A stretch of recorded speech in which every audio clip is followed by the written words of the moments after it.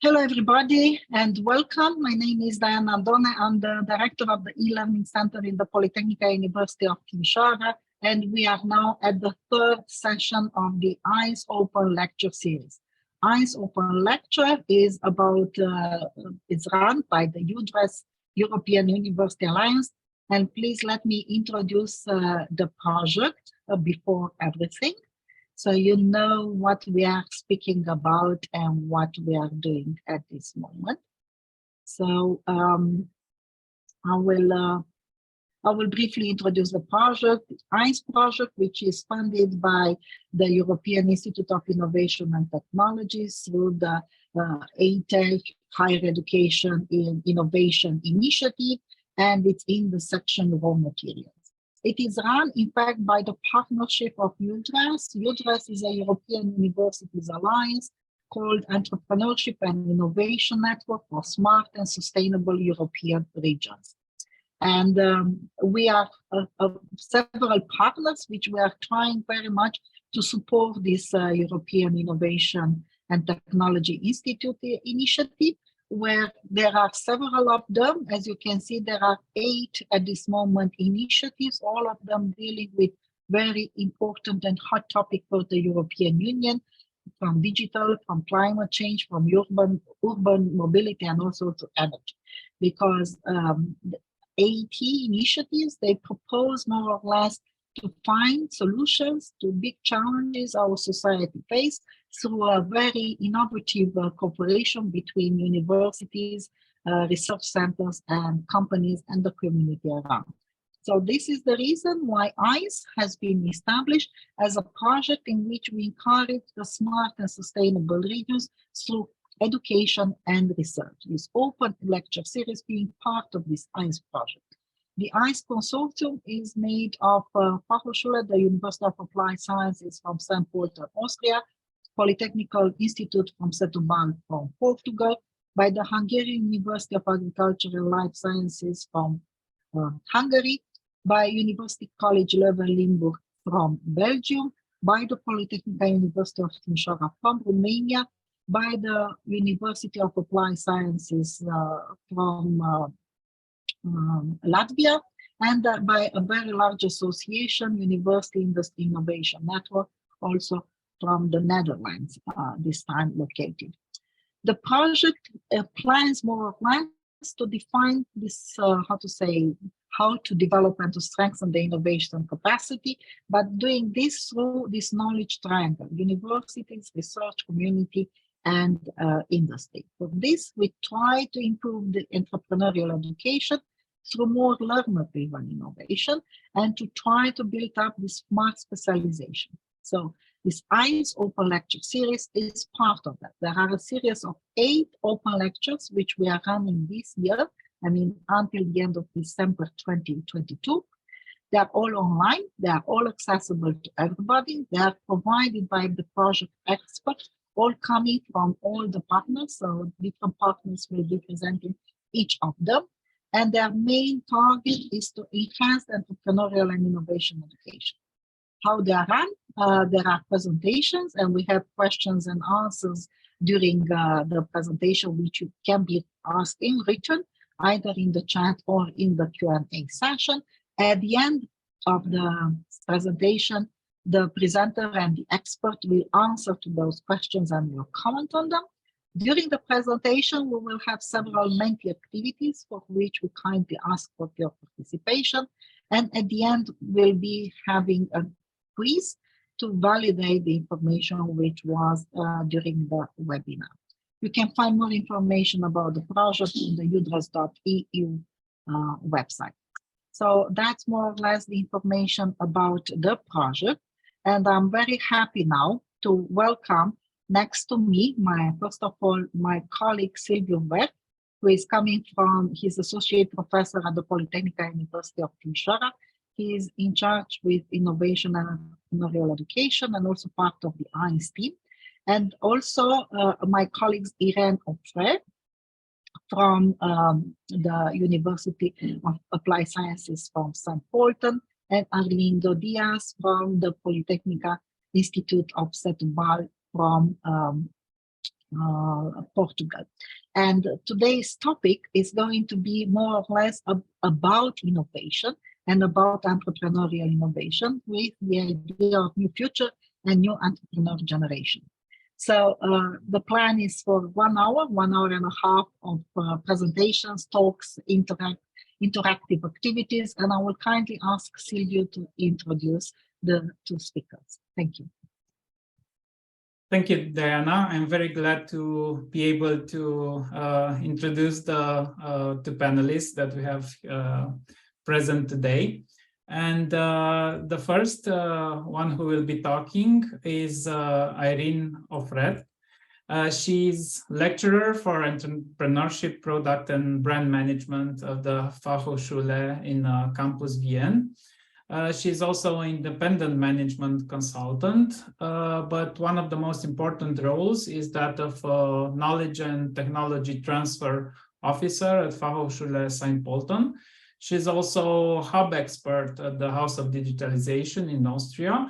And in the context of this project, E.I.N.S and E.I.N.S, she's an expert for innovation and entrepreneurship. And I will be very glad to hear Irene's presentation. Irene, please. Hello, everybody, and thank you very much for this kind introduction, Silvio. I will start sharing my presentation. I'm very happy to be with you today. And let me start in a second. Just please let me know once you see my slides. Yes, we can see now, but in editing mode. And now they are full screen. Everything is great. Okay. Perfect. Thanks very much. So thank you again for the invitation and the kind introduction. My name is Irene, so E.I.N.S, and I work at St. Pölten University of Applied Sciences. And today we're going to talk about the new world and the new entrepreneur generation. And I'm sure you will be very curious what we will talk about. But first of all, let me tell you something about me and my life. So first of all, and above all, I'm a philanthropist, meaning I really like any kind of exchange with people. I like to understand your thoughts, your concerns. I like to learn new things, and I really am very curious. I'm a nature lover, and yeah, having this interest actually that motivates me, or is one of the main motivations for me to being a lecturer as well. I've been working many years in industry, mainly in IT project management at the very beginning, in marketing, sales, and digitalization. I've started with an MBA at Vienna University of Economics and Business. And in the last few years, as Silvio, you said already, I'm digging into knowledge and technology transfer. I'm as well a mother of 3 kids, which needs quite a lot of competencies. All of you who have kids or are part of a family anyway know that let's say qualities as perseverance, the ability to recognize and solve problems are important. Being a team builder is crucial, and having a certain tolerance of uncertainty, of course, helps. But more about that later. How did it come that I became an entrepreneur? I quickly tell you, I've been working in Vienna and in IT project management when our 3rd child arrived. we decided to move to the countryside, and here it comes, right? At E.I.N.S also we focus on smart and sustainable European regions. So in the countryside, I realized that looking for a job that is suitable for my competencies was not easy at all. So I started my own consulting company. I still run it, and I still work and co-create with startups today, and I think that's why I have a quite good idea of what it means being an entrepreneur myself, but also what it means for new startups to build a company. Yeah, and when I have some free time, I play also music, and that is very relaxing, I can tell you. Yeah, we talk about the new world. What does it mean? Okay, I have put here together some mega trends. You will wonder why is it exactly this list of trends I'm talking about? I mean, I can tell you these mega trends actually have been identified to be mega trends from the Institute of Future. It's research institute in Germany and Austria that exists since I think 30 years, and these trends have been observed. So it's not something that has been been thought of by anybody. It's an observation on all over Europe and all over the world. What does it make these mega trends? There are four characteristics actually. The first one is that it needs a certain period of time, actually a minimum 50 years, that we can talk about a mega trend. It needs some kind of ubiquity, meaning the fact of appearing everywhere, all over the world, let's say. It's the third characteristic is the globality. We know we live in a global world. We are all connected. So that's one of the third characteristic. And then the fourth characteristic talks about complexity, because of course we live in a multi-layer and multi-dimensional world. And that makes this definition of these megatrends. And what you can see here is a large map. It could be the map of connecting Paris with Tokyo, whoever wants. So I'm sure, and I know you are not able to read it, so sorry for that, but I put the link further down, so you just get into the internet and get into these details. But the main mega trends I put on the left-hand side, which are here to be found. And the first one is health. And when we talk about new mega trends and health, then we think about preventive health and digital health. But of course, that are not the only keywords. You can find all the others then in this map. We talk about gender shift, meaning gender awareness. What does it mean not to be identified as a woman or a man directly? We talk about progressive parenting when we talk about gender shift, meaning, okay, we do not only want to be parents in the evening. No, we want to be parents and find our happiness as well during the day with the kids. So it's kind of melting up private life and professional life. When we talk about the next mega trend, which is silver society, there comes to my mind this liquid youth concept, meaning that youth is to be seen as a concept. It's an ideal. It's like a lifestyle. Nobody will get old, let's say. The generation stays young. Yeah, this is what comes to my mind. At least I would like to pick up here for this megatrend silver society. When we talk about individualization, yeah, we all know what we talk about anyway. So we all want to be our own chiefs. We want to be individual. We want to dress up individually. All of these keywords come to my mind. And then yeah, new work, of course, we know that the corona pandemic changed quite some, yeah, quite some things actually in our lives. But what is also linked to this new megatrend keyword is, for example, flexicurity. And I really like this keyword, because on the one hand side, we really want to be flexible as much as we can. And on the other hand side, we look for security. Yeah.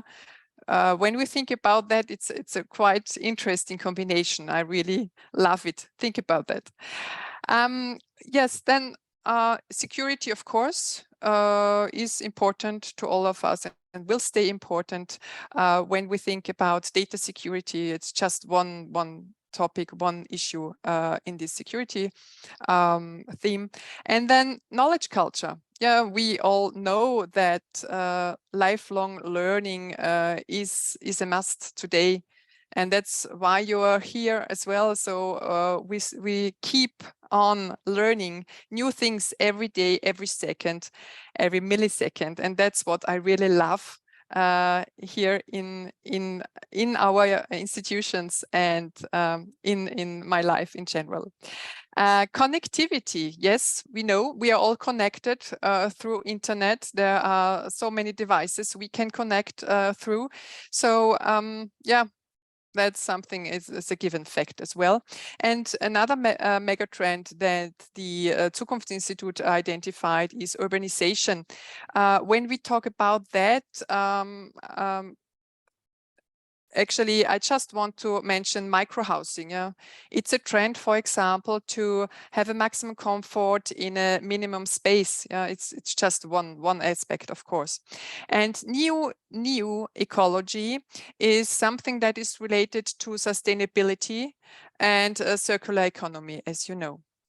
And globalization, of course, is one one very important mega trend that has been identified for the last years and for the next 50 years to be a very important topic to dig into and research on.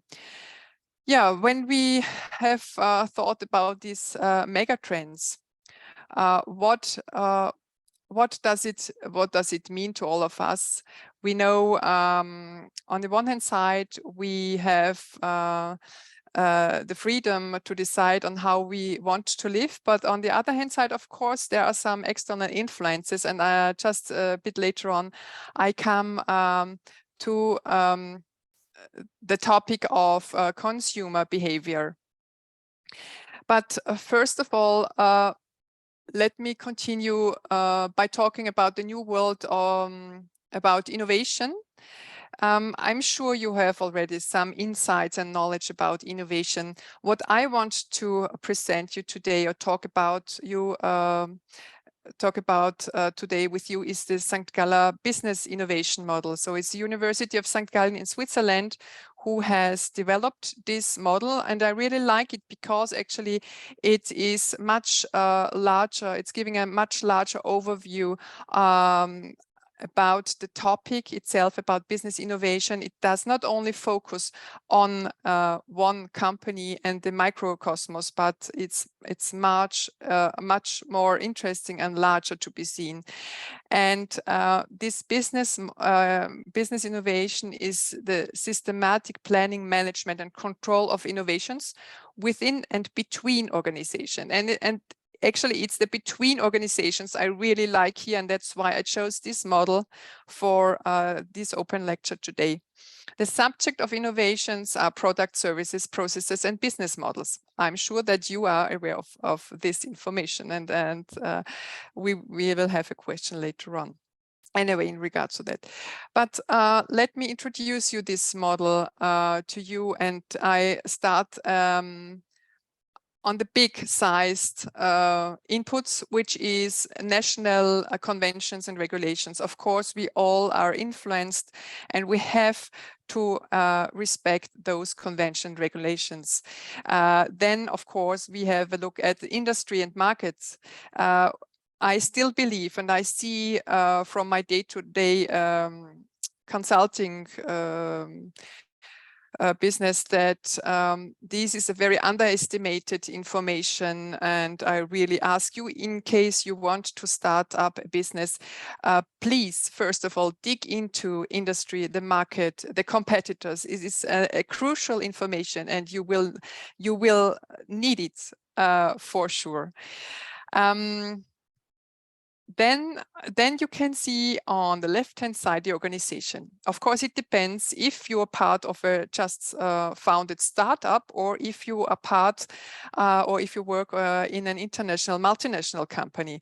So that's very nicely presented here on the left-hand side.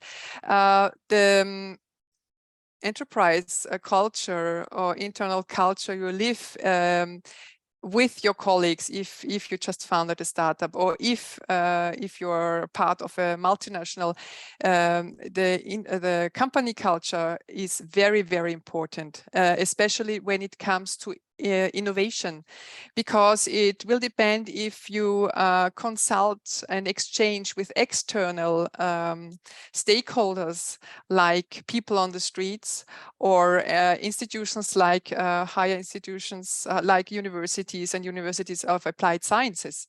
And if you really live open innovation, or if you have, for example, a department that is solely developing on its own new products. Yeah, it's very interesting and important point in which culture you live this innovation part. Yeah, and then when we come to innovation itself, then of course we can on the one hand side see that there is a differentiation between product and service innovation. That's quite clear to understand. Here we talk about the innovation of new products, new services. As there could be, for example, service innovation, Airbnb, that all of you know anyway. Product innovation, any kind of new products that you can find in the supermarket or in the shelves of any other store.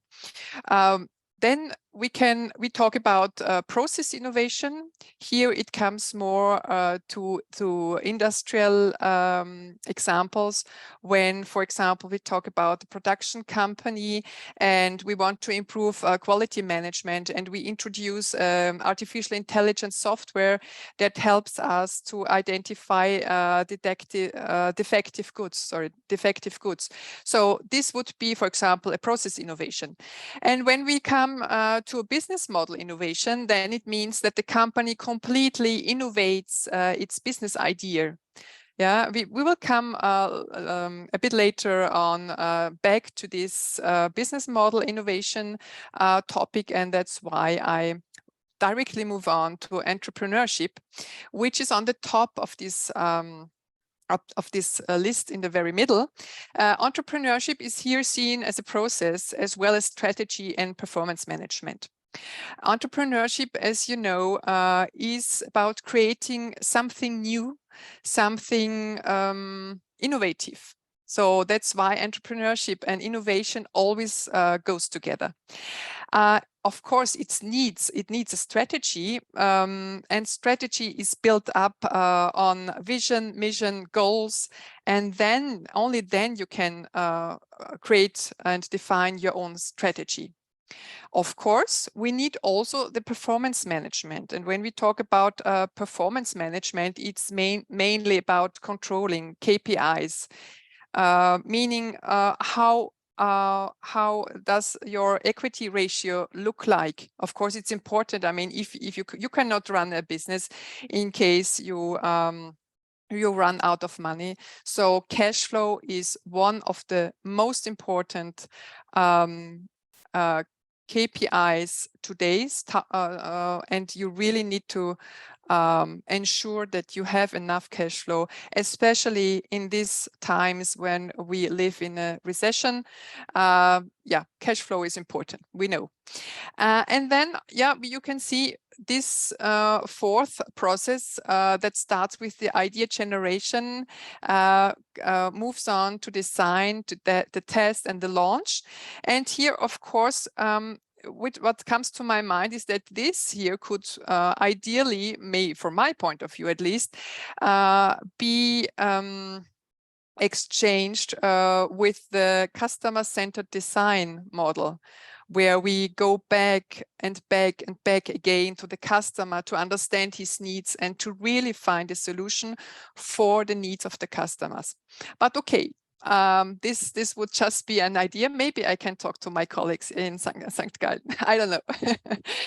And then at the very end here, you can see the methods and tools actually that help us all to be successful in building up a business innovation model.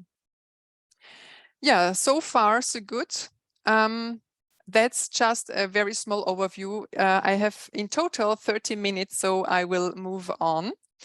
And we come to a question, which is, which digital business models are familiar to you? Sorry, which digital business models are familiar to you? And I think, Sylvia, you are so kind and put in the question into the Menti.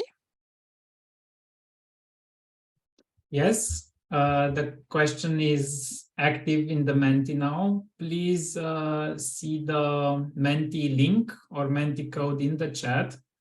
Click on the link or go to menti.com and use the code that you see in the Zoom chat to be able to answer the question that Irene has on the screen.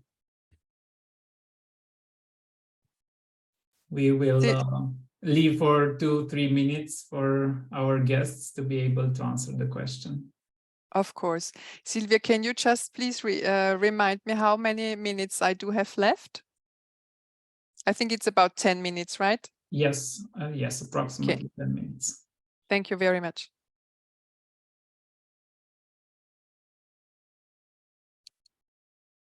So I'm curious, which are the replies? Yes, I'm now looking how the Menti fills up with the answers, and I'm very grateful for all those that have answered already. I encourage everyone to share their knowledge. I will share the results in just a few moments. Thank you, Sylvia. And just don't mind everybody on the call. I'm so sorry I can't see you, so I would prefer to see you, but it's not possible. Just don't worry. Just put in whatever comes up to your mind, because just in a few minutes, actually, I will give you a definition of what exactly is meant to be a digital business model, and I also give you some examples, of course. Put in whatever you think. We have very interesting answers and even a link. So very specific answer to your question. Just 2-3 moments and I will be able to share the results. Okay. Shall I unshare in the meantime, Silvio? Yes, please. Yes.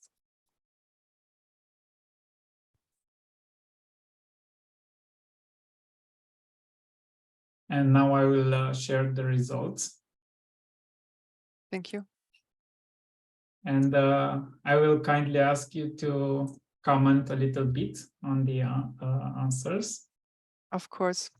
Yeah, that's great. I see already some of the examples I also wanted to share with you, which is a freemium model, which is open source model.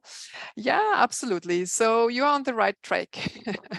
There is a link I couldn't simply check out. Okay, none, perfectly fine. So you are right here. You will learn in a few minutes what we talk about when we talk about digital business models. A marketplace, of course, it's always a marketplace. I completely agree with you. Agile development. Yeah, I want to take this one because agility, of course, is one of the top qualities that we all need to be, or at least need to try to be good at. Times move on so quickly, technology moves on so quickly. Yeah, business model canvas is it's a good tool actually to work on, and you can also design a digital business model with business model canvas. But business model canvas is actually a tool that we are going to that you can use. So I use regularly anyway as well. Yeah, so, what else? Irene, these are all the answers until now. Perfect. Yes, then, I will unshare. Thank you very much. I go back to my presentation then, right? Yes. So can you just let me know if it's fine again? You can see my slides? It's perfect again. Thank you very much. So then let's go to the next topic, which is the new world and the new customer behavior. And at the very beginning, in the introduction, I told you that we cannot only talk about the new world without talking about the new customer behavior, because I profoundly believe, of course, this is the source of our communication with the market, let's call it. And when it comes to this topic, then I start talking about digitalization and digital technologies. We all know that, and I'm sure that right now, at least 50% of you are going, 50% of you is going to check at the same time your Facebook account, or you invite a colleague on WhatsApp for a coffee and so on. So we are all working very often, let's say, in parallel. When it comes to digital communication. This is just one of the themes I talk about, because on the one hand side, we work simultaneously. So that was the example I just gave you, when we all work in parallel, or when we watch TV and at the same time check out our emails. But this is just one of these 3 items. The other one, of course, is acceleration. We live in a time that moves on extremely quickly. Technology moves on extremely quickly. So everything is moving on faster and faster. And the third one that is that is on the top of this list is the dematerialization. What I mean here is that when we think about augmented reality, virtual reality, and blockchain, or similar techniques, NFTs, and so on, we live in a world that is kind of dematerialized. At least sometimes we have this impression. And the sum of all of these 3 items brings us to the point of questioning the boundaries, right? There are no boundaries left. It seems, at least. And here I talk about this big blur, and I refer to one of my colleagues at Vienna University of Economics that I luckily had the chance to listen to last week, who does some research on exactly this topic. This big blur actually is something that we cannot define, because of these items: dematerialization, acceleration, and simultaneity. And it really needs, for all of us, we are all consumers at the same time, of course, we need some boundary management. Meaning, the clearer, let's say, we communicate. And when we talk about entrepreneurship, then of course we need to communicate, otherwise we cannot be successful. So when we talk about marketing, please think of boundary management in the current lives, currently and in the future. It will be more and more important that you clearly communicate for which target group you exactly designed this or that product, or this and that service. So this is an important information and a recommendation from my side when it comes to marketing, communication, and entrepreneurship, and the foundation of companies and the innovation of new products and services. Right, and then we come to the new entrepreneur generation, and I think that's all of us anyways, and here I want to focus on the digital business model definition. It seems not to be as clear as we immediately think of. So that's why actually I put some sentences here, and I want to read them out before I comment them. An important feature of a digital business model is the fact that all interactions between buyer and seller take place via technical systems, so via client-server interaction. A digital business model always represents a technical platform.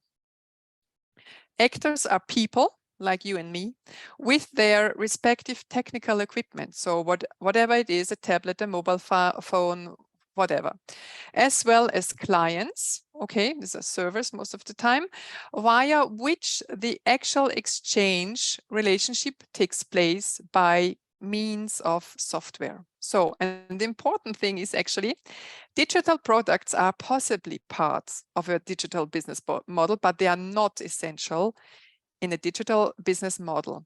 And I think that's a very important point to make. And I think once you know that, you can go to your business model canvas and define your business, your startup idea. Yeah. And of course, digital business models are getting more and more important, as we know, because all of us love to use apps, and that's why probably also we have no chance, and we will get more and more new ideas and more digital business models, which is great actually. Just needs a bit of change in thinking when you build up a business model. And that's why actually I put here some additional information for you in these slides. Which questions would you ask yourself when you think of building up a digital business model? First of all, of course, the question comes, who offers this service? I mean, I would say you and me, so those who found a business and designed a digital business model, it's you and me. On the other hand side, who takes advantage of the service? And here we come back to this target group definition, which is extremely crucial and important that you dig into that and you really think of to whom you want to offer your product and your services. And then, yeah, what exactly is offered? What do you offer? I don't know, Airbnb. Do you offer a contact for staying overnight, or what do you offer? And then the next question is, how does the exchange take place? Yeah, how does it take place? Is it just sending an it's not just actually. Is it sending a contact, or is it sending a product, or is it sending, I don't know what, a SMS message or a picture or whatever? And then what is offered in return? Of course, that's an important question too, because you want to make profit at a certain point of time. Otherwise, you need to think of an exit scenario. And the answers that come to these questions are, in a digital business model, as we saw before and I explained to you, it's a person, of course, but behind there is a computer. It's on the right-hand side. It's a computer, it's a server, right? That is offering a service, and it's a client. And of course, a person on the other hand side, on the left-hand side, yeah, right? But it's a client still in a digital business model. And we have digital content services goods that are handed over by means of software via IP-based networks. And then, yeah, what comes back is digital measurable information, performance, and money. So I'm sure that all of you use credit cards, bank money cards. Yeah, so that's how it looks like, the definition of a digital business model. And I brought some examples, and thanks for those who mentioned them already earlier. Of course, we talk about a very classical digital business model when we come to freemium. Yeah, you can use this software for free, and profit is made by advertisement, for example. We can talk about peer-to-peer digital business model, and then you have this Airbnb example that I mentioned already twice before. We can talk about on-demand digital business model where we can think about Uber or Spotify. We can talk about the subscription digital business model, and so on and so on. These are just a few examples, but it gives you an overview what we are talking about when we talk about the digital business model. Yeah, and here comes my second question, which of course is not totally related now to a digital business model, but in general, because today we talk about the new entrepreneur generation and the new world. And I think at your universities, at your institutions, in your organizations, entrepreneurial thinking and mindset is a topic. And that's why I want to ask you, what do you think? What kind of mindset should an entrepreneur ideally have? We already placed the link. Again, it's the same link, but it's easier like this to put it again in the chat. So our guests, our participants are able to quickly grab it and answer the question. Thank you very much. So let's see. I mean, anyway, there is no true, no false, because so many qualities and so many challenges and definitions of a mindset of an entrepreneur are true anyway. I wonder which responses you give, which input you share with us now. We are both receiving short and to the point answers, and also longer, more detailed answers. So this will be interesting to comment on. Thank you. I'm curious. We have 11, 12 answers until now. Okay. Please input your idea. Shall I unshare, Silvio? Yes. So I can prepare to share. Thank you. The answers, but waiting just for 2-3 moments.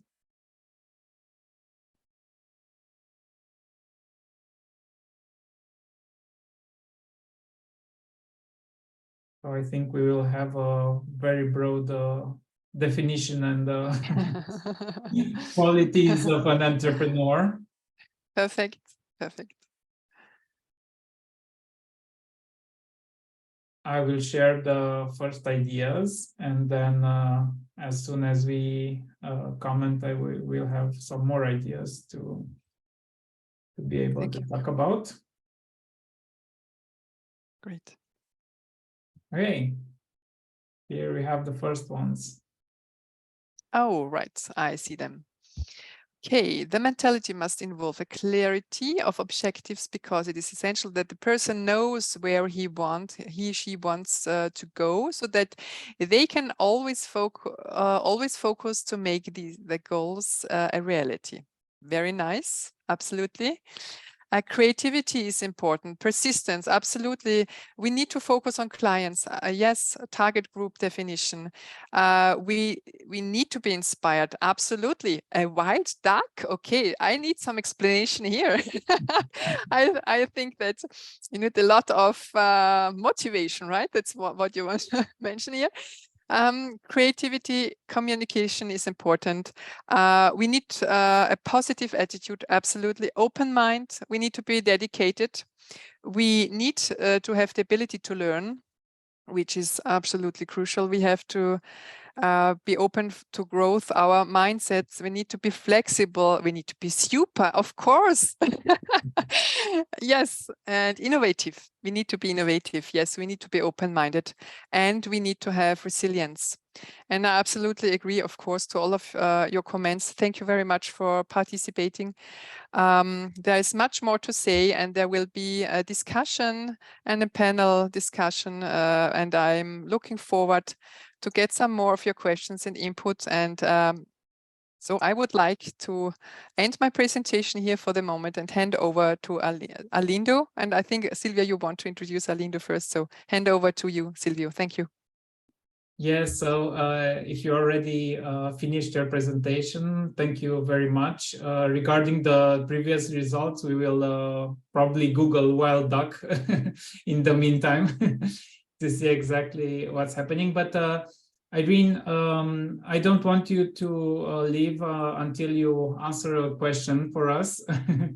Maybe a short answer if possible. So we have here a lot of teachers teaching various courses, specializations, and I'd like to ask you if there is the possibility and how you would do to introduce some entrepreneurship elements in while teaching various subjects, so in classical specializations, not management, not entrepreneurship, to make students think more like an entrepreneur.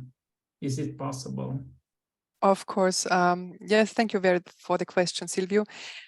It's possible, of course. I think we need to start and give more ownership to our students in general.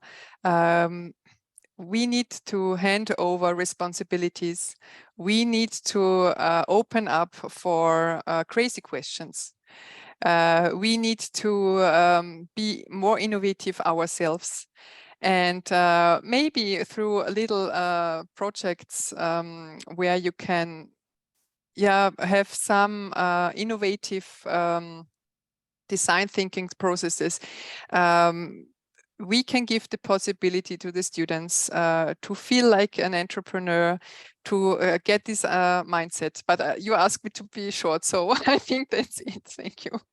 Yes, you already have some idea. Thank you very much, Irene. And next, I will like to introduce my colleague, Vlad Mihaescu. He is also a professor at the Polytechnic University of Timișoara and a very good colleague of mine. And I will give the floor to Vlad.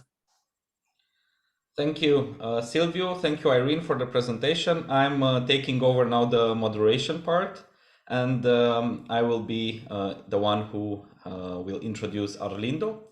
So without further ado, our next speaker is coming from Portugal, from the Setúbal Polytechnic Institute of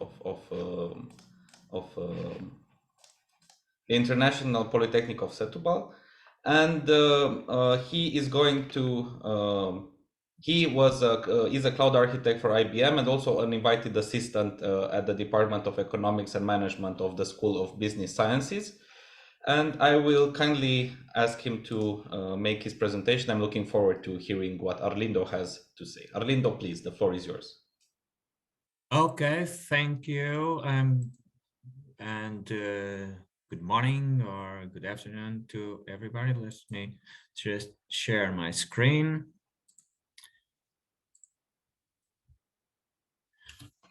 Okay, so after this brilliant session or class from Irene, where we got the concepts and now we understand in a much more clear way what is about entrepreneurship, what are the digital business models. I'm going to follow to some issues and some concepts when going to apply technology to these digital business models and what are the impacts and the financial impacts. And I'm going to address a fairly new, with a few years concept, that is FinOps.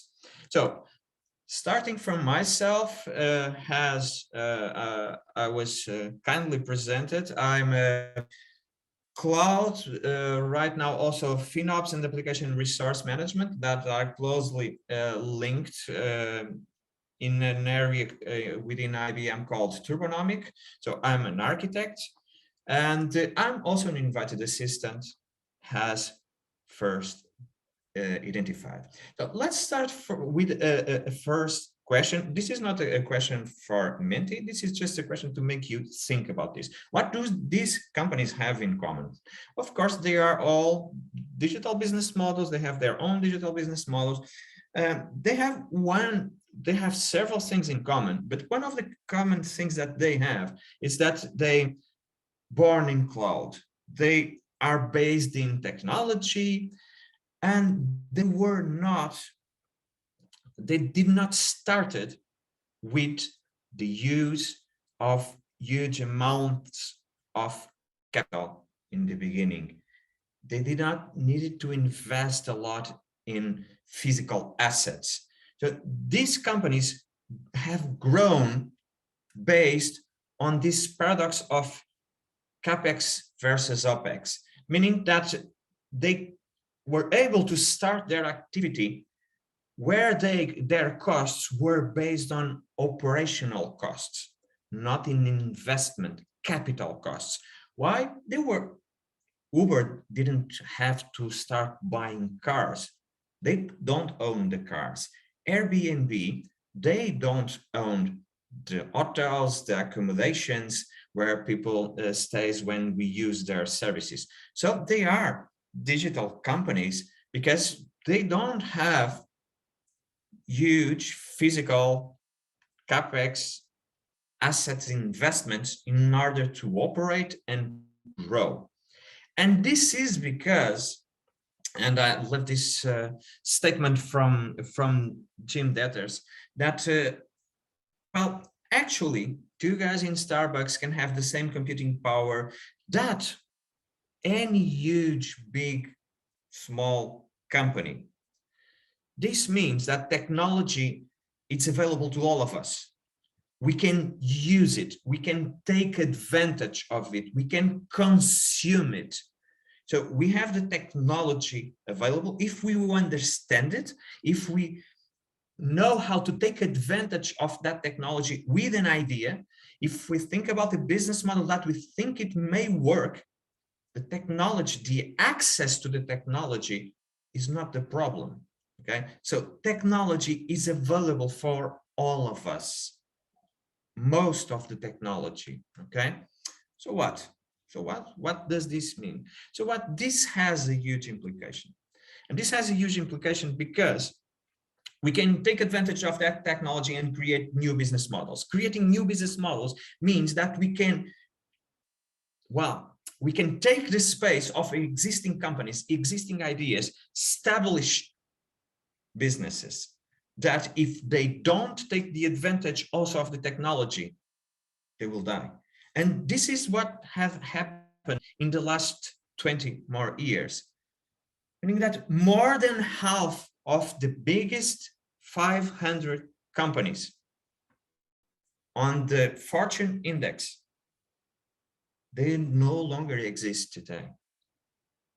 And there are many reasons for this to have happened, but one of the reasons that applies to most of these cases is that they were not able to adapt and take advantage of the technology. Because when we talk about entrepreneurship, it's not only just about creating our own and new business. It's also entrepreneurship inside existing companies.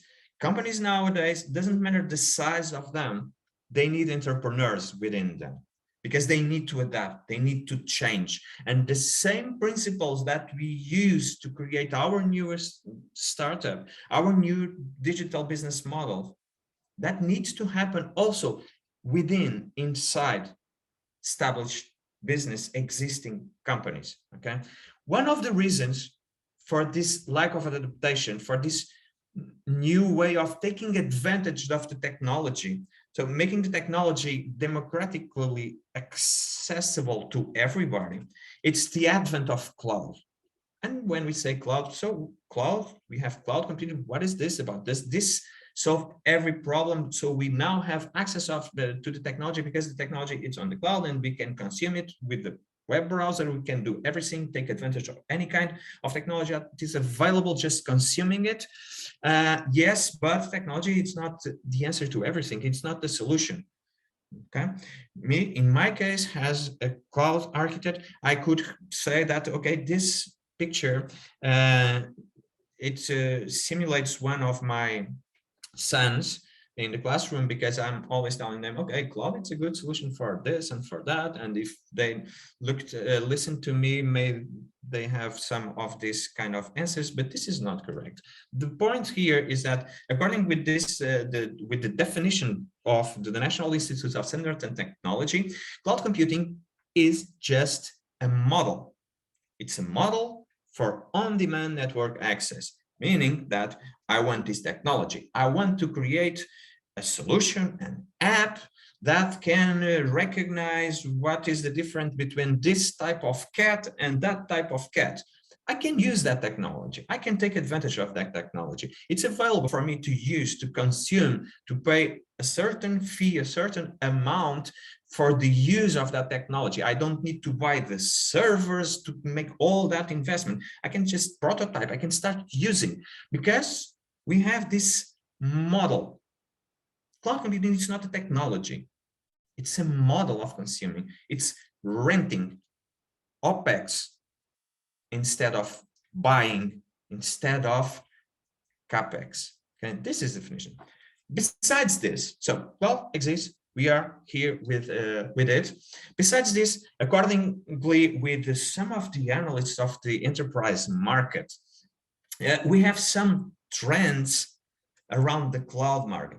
One of them, and I'm pointing here three of the ones that are more important for the topic that I'm addressing here today. It's that FinOps, and we haven't talked about yet what is FinOps, will pressure the other departments, pressure the companies to modernize. And the cloud scale and the scaling of the operations will gain its momentum. And the mega vendors of technology that are providing those services through the companies will be taking more and more and more of their IT budgets, the IT budgets of the companies that are consuming those services. So more and more, the share of the costs related to technology will increase.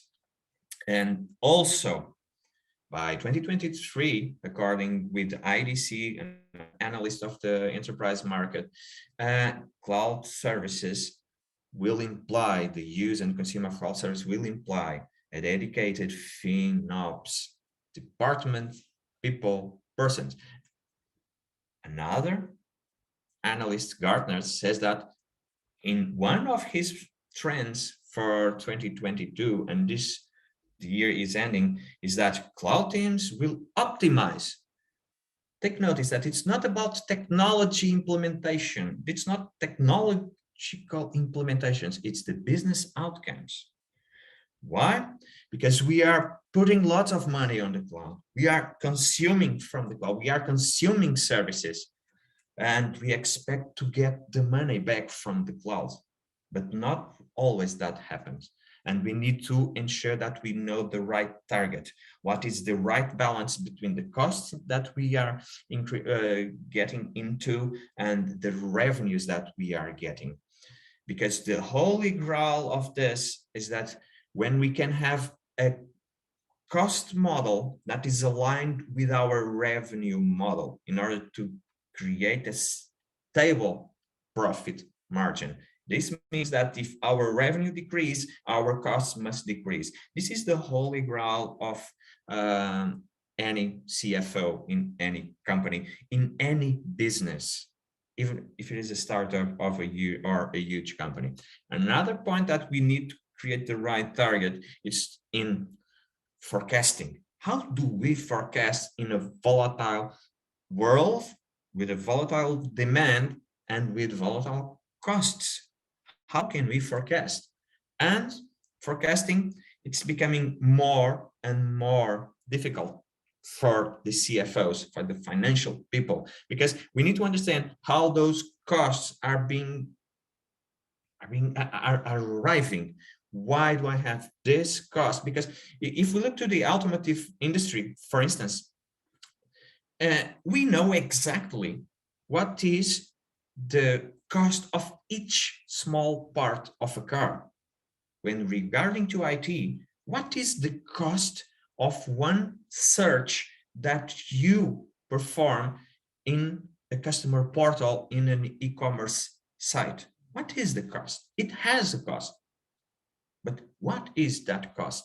What if I have 1,000 clients just doing searches in my marketplace portal, in my e-commerce site? What is the cost of its transaction? What is the cost of having a new product available in my e-commerce portal? Because those are my costs. That is my cost structure. And if I want to forecast and I want to have a fine-grained structure of the cost that I'm having, it cannot be just trying to find it. And more than that, unplanned costs because of a wrong decision on the technology adoption part will raise to unplanned costs. And another issue, and for me this is the main one, it's how financial staff see the IT staff and how the IT staff recognizes the financial staff. This is common in most of the companies. This is common even in a small startup where you have 3 guys and one is responsible for the financial part and the other one is the technology guy. Just 2, it's enough. We don't need 3. They will have different conversations. They will have a different language. They will have different goals. And this is why we need to create a bridge between these 2 worlds. And this bridge, it's a practice that was created and whose name is FinOps. FinOps, it's not a technology. This is just a practice, okay? It's a practice of advancing who manage the value of cloud, okay? And we have one organization that is the FinOps org, and that will help us to decentralize what the engineers do in silos, where we can manage the variation and how can we scale the use of technology. Because the rise of cloud and FinOps, it's around moving from this data center oriented from the past, where any company was forced to acquire servers, investing in data centers, investing in software, in huge infrastructures in order to be able to provide a service based on technology, to a world where we are today, where we consume and we need to control the costs that we are having. This FinOps concept, it's growing and the practice is growing, and the search for people with this aim of skills that can understand what is a digital business model, that can understand also what is technology. We are not talking about technology experts. We are talking about people who understands the impact of technology and understands the impacts of the financial aspects of the consume of technology. Okay? And we, in the last years, see in the market a huge increase in searching for professionals in order to create a dedication to this specific problem that needs to be solved. By the way, there is a not standard way to include the FinOps teams. And this is because it's not clear, it's not as clear as where will be the department of accountancy B, okay, in the financial department. But FinOps, it's kind of weird. FinOps, it's a discipline, it's a practice, it's not a technology, okay? And the overallocation of resources, the huge of spend it's a problem that needs to be solved. And again, we have two different priorities when matters to the consumption of technology and to the roles of the engineers, the IT engineers, and the financial operations. And the priority of an engineer is the application is up and running, our e-commerce site, it's up and running, we can sell, I don't care about anything else. From the financial perspective, what is the business value? What is the business value of providing these services? What is the business value that I'm achieving from having this e-commerce site with these new features? Do we have a business value with this? And we need to get together this, align these two main priorities. These priorities need to be aligned because we need to understand and report costs, and we need to safely minimize the consumption of resources, because we are talking about consumption of technology resources. We are not, it's the same concern that in the beginning of the Industrial Revolution we used to have with the labor costs, because the base was resources. Now the base is technology. The resource is technology. It's not human resources. It's not just machinery. It's technology. That is not tangible. That is digital. It's hard to measure. And it's hard to measure the cost that is associated with that. Because why? We need to report costs because we need to perform chargeback. We need to create budgeting and forecasting. We need to understand what may happen next year, in 2 years from here. And if we don't have this knowledge, it's hard to do so, and we need to automate all this process. Otherwise, it's really hard to get some real business value and a sustainable business value. The FinOps Foundation, that I advise you all to search about it and to understand what it is. It's a new foundation. It's under the Linux Foundation. It's the first time that the Linux Foundation has another foundation that is not technical, pure technical foundation. It's based on practice, not technical products. And we have working groups. You can, all of us, we can contribute, and we can also get certifications. And we need here, especially here in the contributions, the contribution for the academic community, because this foundation, it's evolving, especially from the industry, but we desperately need the contribution of academy. I'm trying to do my best, but we need more contribution for this, because this is a new area. This is something that raises a lot, and we need to be aware, and we must contribute to this problematic. We can get this, and thank you a lot. Right now, I have here one question. I don't know if I can ask to, can we put this question on Menti? So this is one simple question. What is the impact of technology on digital business models? What is the impact? What do you think it's the impact? I will kindly ask Silvio if he can add this. Until then, thank you, Arlindo, for the presentation. We will come back to this question. So until the technical part with the Menti will be solved, we have also a question in the Q&A for you. And if you would kindly want to answer that. So what is the most important resource in a company, in your opinion? The question comes from Camelia. So what is the most important resource? The most important? Knowledge, people. Doesn't matter what is the type of company. Companies are made of people.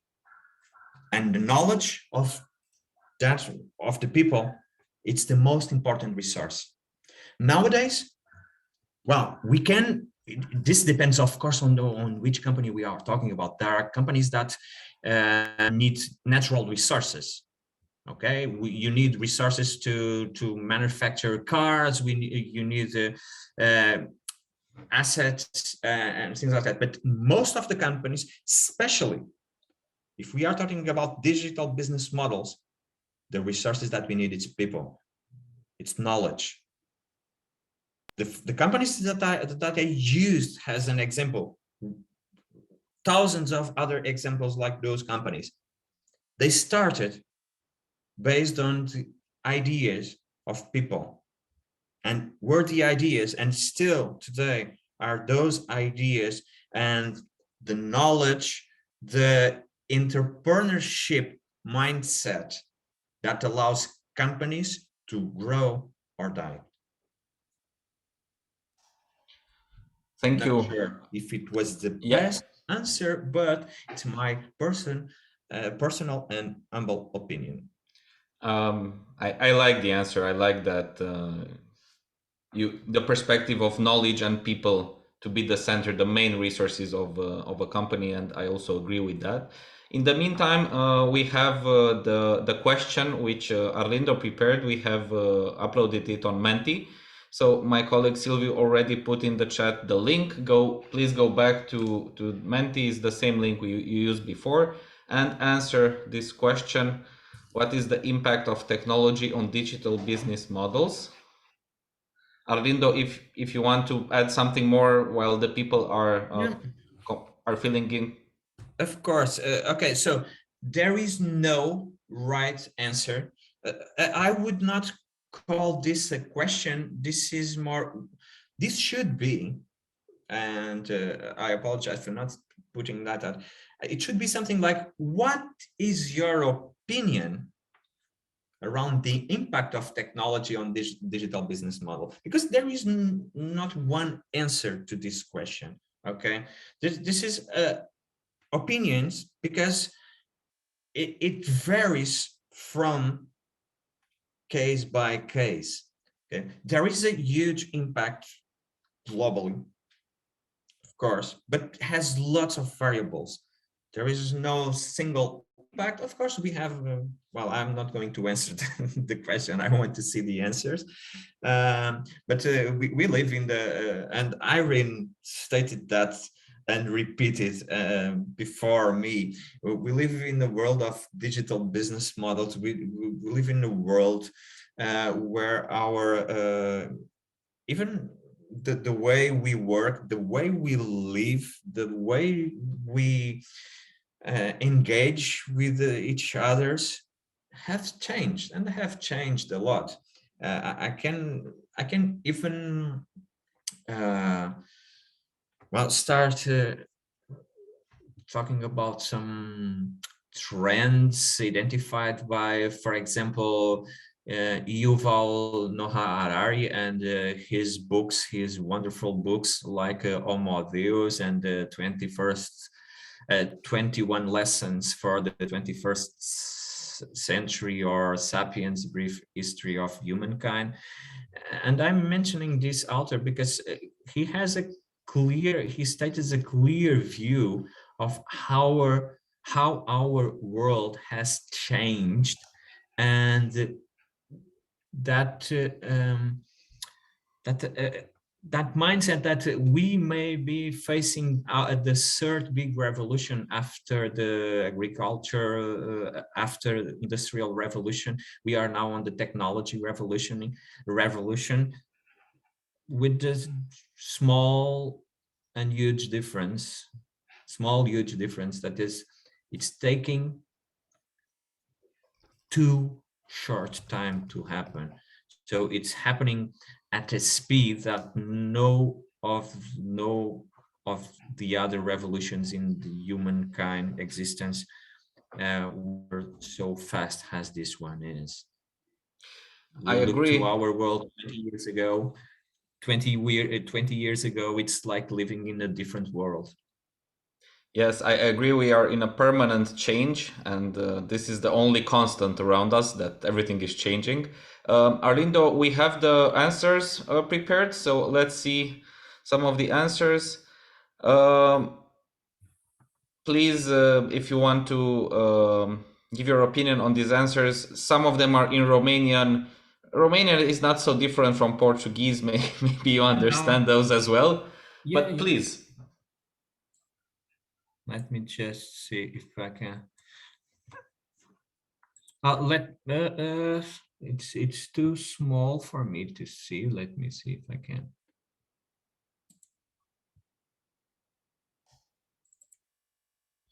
So I can read some of the answers. So helps for progress.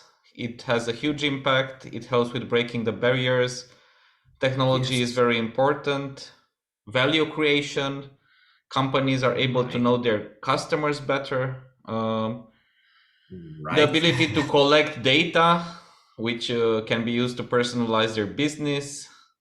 Transformal internal processes. Those two. Yeah. Let me just comment in the last ones. Yeah, please. About the important to know the customers and the importance of collecting data. This points to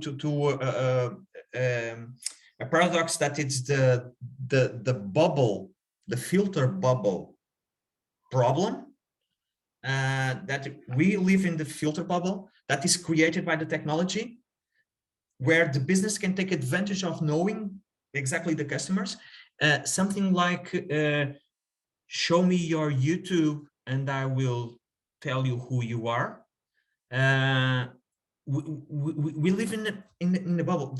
There are some companies that know us better than ourselves.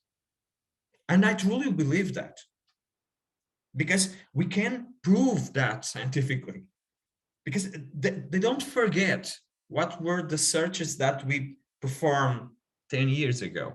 They don't forget that, and don't remember the search that we performed 2 days ago.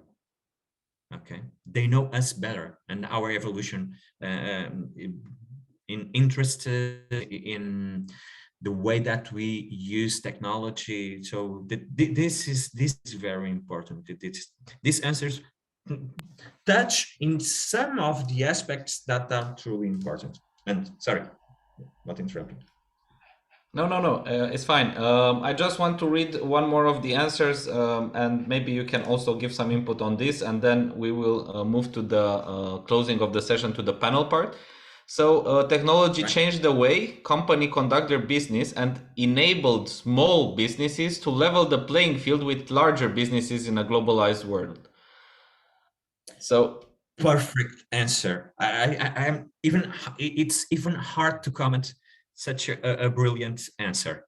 Okay, yes, there is technology. It's a danger for existing business, and it's a huge opportunity for new business. And it became more and more easy to take over existing businesses, just taking advantage of technology. And we have a simple example in the market: fintechs versus existing standard traditional financial institutions like banks.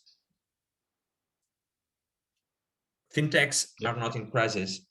Banks, not. It depends. It depends a lot. it depends indeed on the country, on the legislation. We'll see what happens. Also that. But So, fintechs are not worried with that. They keep growing. If they have a nice service, a good service based on technology, because they have that flexible model of, okay, I just need to have revenues enough to ensure that I have my costs, but my costs fluctuate as my revenue fluctuates. I don't have huge investments on assets, on capital investments. So it's more operational, it's more dynamic, it's taking advantage of technology, and that can change in the blink of eyes. thank you so much, Arlindo. There are some discussions related to some crisis in cryptocurrency and NFT now, which might contradict what you are saying about fintech, but that's for another topic at all. I agree in general with what you said.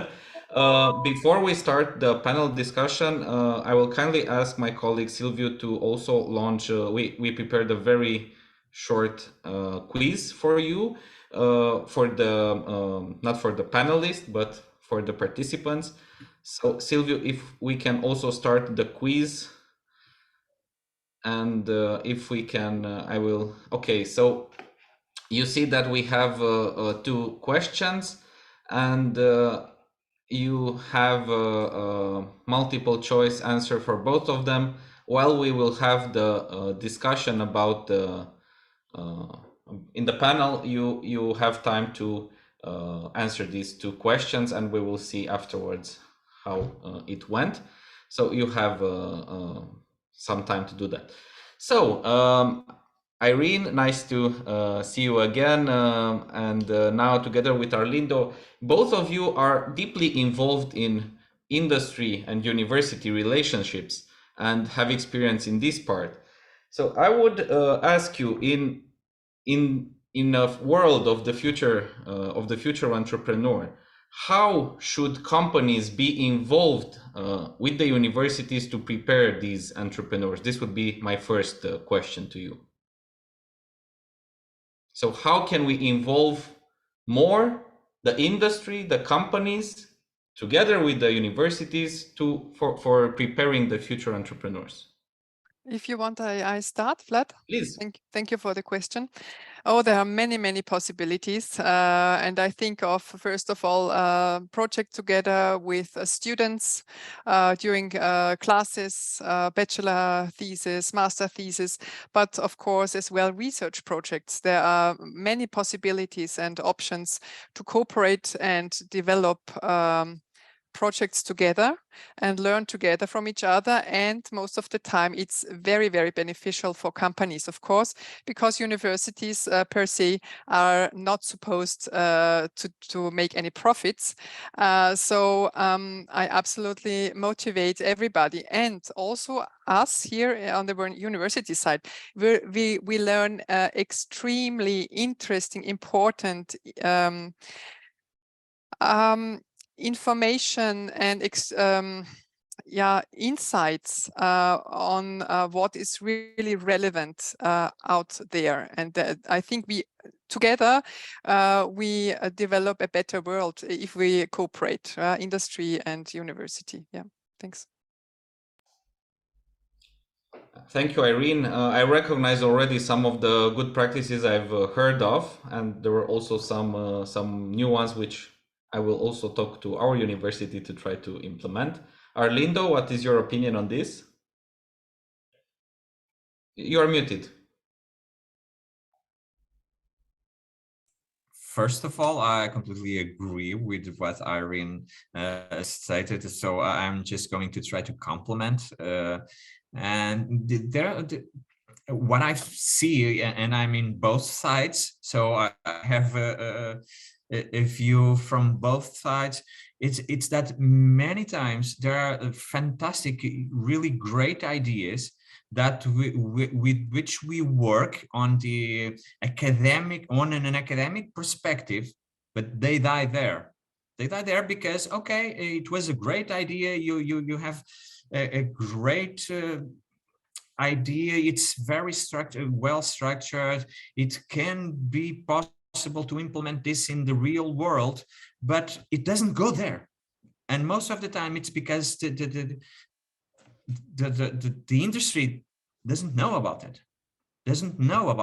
It's something like great ideas that born and die within the university campus, because no one heard about that, only between the community. So we need to scream a little bit more to grab the attention of the industry, because if they are not aware, they cannot push from those ideas and to make them real. And usually, like Irene stated,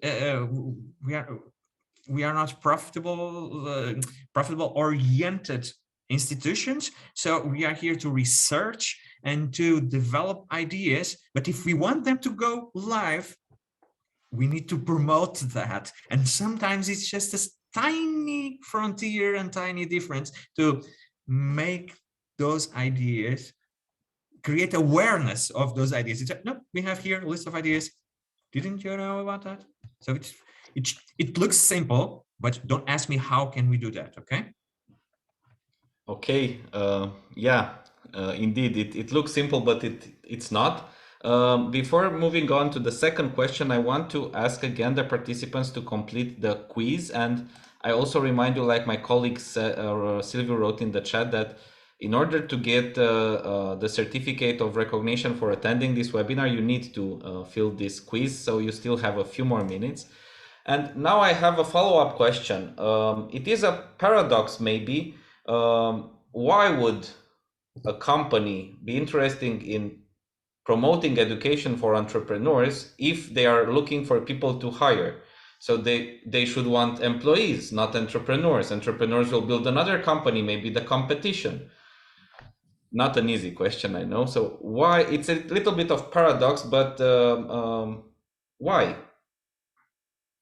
Yeah, may I start again? Please. I think it's all about ownership, and that's we are looking anyway everywhere. So as well in companies, and as soon as somebody takes ownership, for me at least, it's behaving as an entrepreneur, because you really do everything that the project succeeds. So this is, and it's about motivation. It's about endurance. It's all these entrepreneurial mindset topics that come into a beneficial situation for enterprises, companies, if they look for entrepreneurs. Thank you, Irene. It's an answer for on my taste. I had a similar thing in mind, so thank you for that. Arlindo, what about you? Companies need to retain talent, and talent means entrepreneurs in their inside them. Because if you don't have what you need, it's people that can change and make a constant development of the company, because all the other functions are to be automated. Automation, it's about execution. So we don't need people to execute in companies. Okay, we don't need, unfortunately we don't. Okay, we need people to innovate within the companies, because a company that doesn't innovate every day will die soon. So it doesn't matter in what business area you are, you need to innovate to be ahead of your competitors. If your competitors are small startups, doesn't matter. It doesn't matter the size of the company. You always need entrepreneurs, because an entrepreneur within a company can create a new business inside the company. And that's the way the companies progress, change, evolve, and develop new business models. The company where I work is an example. You can think like IBM, it's a huge monster with more than 1 year of existence. IBM has done about almost everything, okay? Because we created this entrepreneurship way of culture, because we have lots of patents, lots of research, because we need that. We need to be always creating new ideas. We create our own startups inside the company, okay? We don't call them startups, but it's new business areas, because if you have an idea, let's put it in place, okay? So it's crucial. We don't need people just to execute. No one needs. Okay, some companies still need, but it's the word here, the key word here is still, because the way to automate everything that is just execution. I totally agree, and this reminds me of a discussion between two CEOs discussing about training, and one said, why should I invest in training of my people? If they will be too well prepared, they will leave to my competition. And the other one said, well, I would prefer to have good people leaving than bad people staying. Bad in terms that not prepared, not trained. So that was an argument to invest in training, and I think it applies also to the entrepreneurship skills. So I think that we are now close to the end of this webinar. My colleague Silvio is closing the poll now, and we will see the results, the quiz, I'm sorry, not the poll. So thank you for Irene and Arlindo for accepting our invitation and presenting such interesting ideas. And I'm looking forward to hearing other presentations you are going to make in the future. I want to thank my colleague Silvio for helping with the moderation and the tech support as well, to all the participants. And I want to remind you that we still have a few more webinars in the E.I.N.S Open Lecture Series.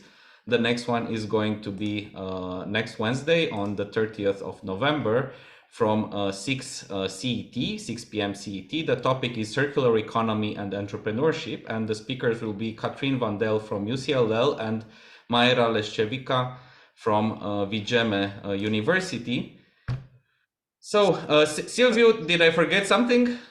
I would like to ask, because it's I think it's just you, the panelists, who are seeing the answers to the survey, right, Irene? No, you're No, not I cannot able to see it. them? Just a moment. Are you able now to click on the polls section? And yeah, you need to click on polls to see it. It doesn't necessarily pop up. It should be available to all of you. And Irene, because it's you asked the two questions, could you please comment a little bit on the results? Yes, I just opened it up. So thanks for the tip. Right. So the right answers are silver society, individualization and mobility on the trends that belong to the mega trends that I presented to you. Of course, it's just one list of trends, but I think they are quite interesting. That's why I chose them. And in regards to the second question, according to the St. Gallen Business Innovation Model, which are the subjects of innovation?